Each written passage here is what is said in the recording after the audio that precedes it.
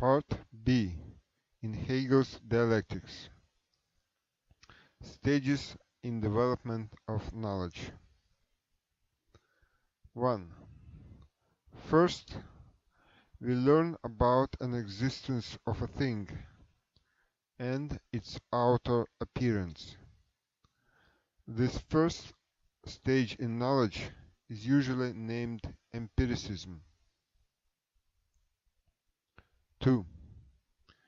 At the second stage in knowing, we need to learn the essential characteristics of the thing in question. Understanding essential characteristics helps us to formulate relationships between similar things, as, for example, when we introduce periodic table of the elements. 3. Eventually, basing ourselves on the order that we introduced, we are able to formulate a concept of the thing in question. That is, we start to understand the basic laws which govern its existence. 4. One of the great contributions of Hegel was that he noticed that knowledge develops in certain forms, which can be seen as stages of development of knowledge. These take the following three forms. 1. Religion. 2.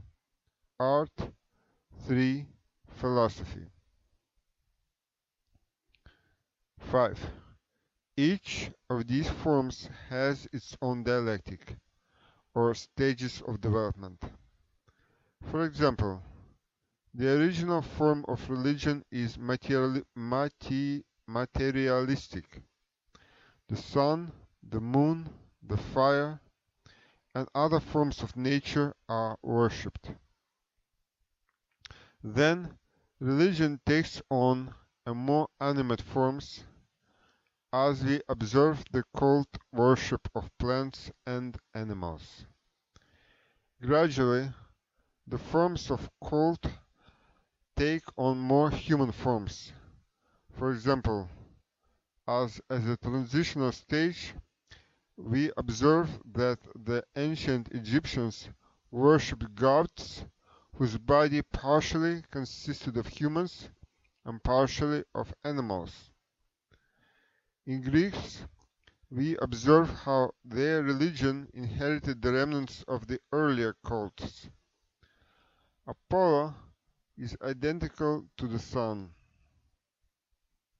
Zeus is identical to the light and thunder, and Athena is identical to the owl. Then we observe transition from polytheism to monotheism.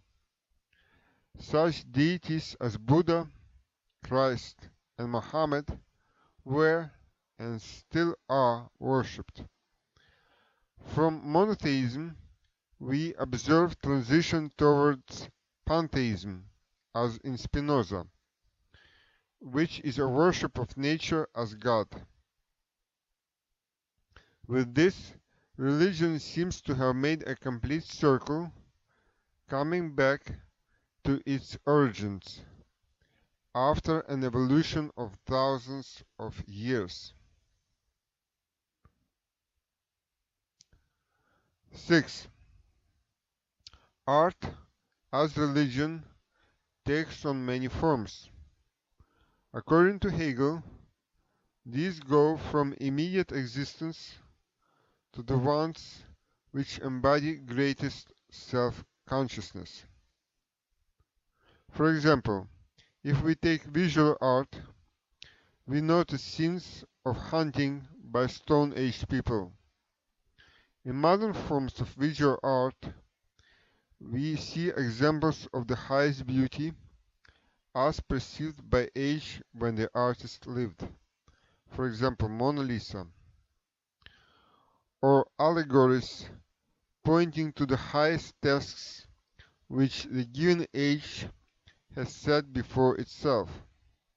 For example, David of Michelangelo, Che Guevara on modern murals.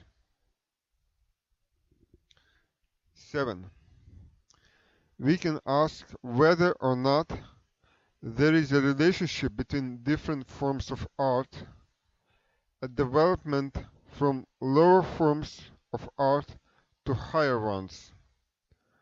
Some forms of art have existed since the dawn of human history, such as drawing and sculpture. Other forms have appeared recently, such as films, computer games, performances which involve the audience in the art of performance.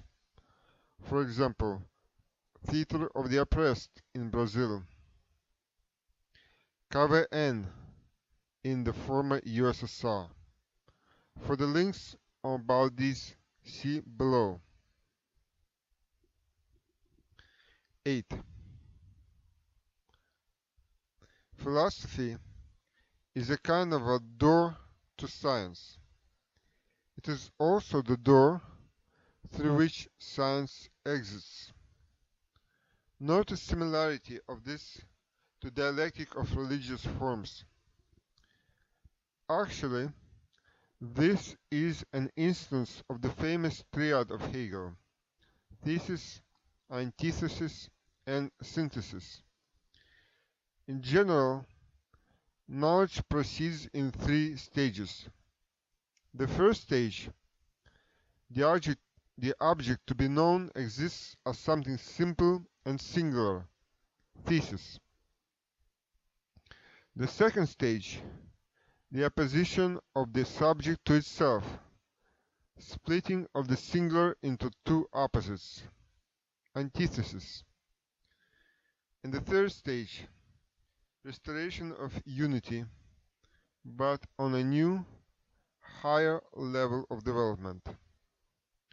In the lingo of Hegel, the true is that which returns back into the simplicity, but it is not the natural simplicity, but philosophical synthesis. It is not an accident that the greatest scientists were also philosophers. 9. Science has started to appear in Europe in 13th century with the people like Roger Bacon, 1214-1292. Here are the words of this rebellious monk. Quote, "An experience allows to separate the true from the false in sciences." End of quote.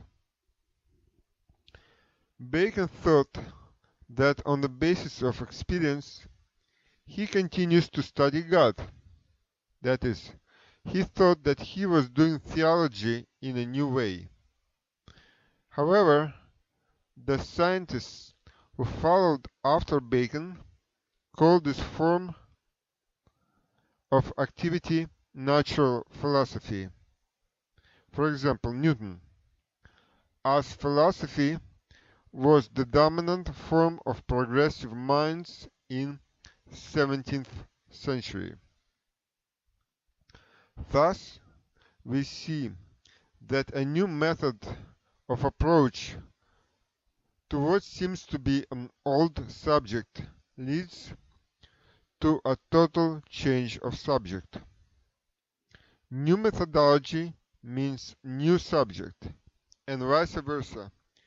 A new subject implies a new methodology. This is beautifully described in the preface to Phenomenology of Spirit of Hegel. 10. Science, as a form of knowledge, becomes the dominant form of knowledge in the age of the printing press, primitive machines, and bourgeois society. Condorcet, being a participant in the Great French Revolution, writes in the sketch of the progress of the human mind in history, quote, "The progress of sciences assures the progress of industry, which in turn fastens the progress of sciences. And this mutual influence, the action of which never stops, should be called the most active, the most powerful cause of perfection of the human species." End of quote. Engels has noted that many sciences, such as chemistry and botany, have started to appear in 18th century. Political economy was put on scientific basis by men such as Adam Smith, 1723-1790. And military science was founded by another Englishman, General Lloyd, 1729-1783. 11. The universe has undergone a certain evolution from the first nebula, and this is the hypothesis of Kant, evolved the solar system, from which gradually evolved the planets, and later life on at least one of these. However, nature should be understood as a system of sciences, where one science leads to another one. The order of sciences is the same in which the world developed. In the words of Hegel, quote, "The animal kingdom is the truth of the plant kingdom, and this last is the truth of the mineralogical nature. The earth is the truth of the solar system. In every system there is an abstract beginning, which is the first member, and the truth of every sphere is the first member of the higher stage of development." End of quote. 12. The goal of development of sciences Hegel understood as freedom. Famously, he defined freedom as the very antithesis of the term necessity. Freedom is the knowledge of necessity. Hence, for necessity to become freedom, it should be known, that is, understood, worked upon, and transformed. Quote, "Only this end goal, freedom, realizes itself. Only this remains constant under all conditions and circumstances, and this is the only true acting cause." End of quote. 13. There is something Epicurean in the process of knowledge. One can feel a feeling of lightness, uplifting one's spirit. In the extreme moments of discovery, it is a yell of victory, as with Eureka of Archimedes. Knowledge is something to be enjoyed. If it is not enjoyed, it is not knowledge.